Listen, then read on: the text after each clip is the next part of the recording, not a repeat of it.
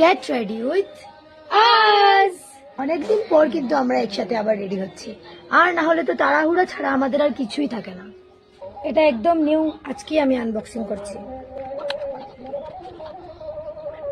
দেখো কিভাবে হাত দিয়ে ব্লেন্ড করতে হয়, তোমাদের এভাবে ব্লেন্ডার হারিয়ে গেলে আমার মতো ব্লেন্ড করে নেবে।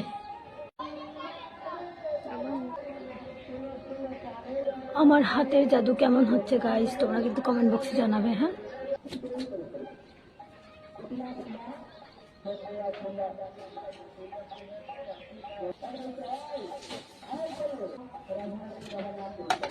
এক চোখে আইলাইনার লাগানোর পর মনে পড়েছে যে আইশ্যাডো তো দিলামই না। ড্রেস আমার হচ্ছে ব্লু আর আমার হচ্ছে পিঙ্ক জামা। আর একদম রেডি হয়ে ফাইনাল লুক দেখাবো তোমার।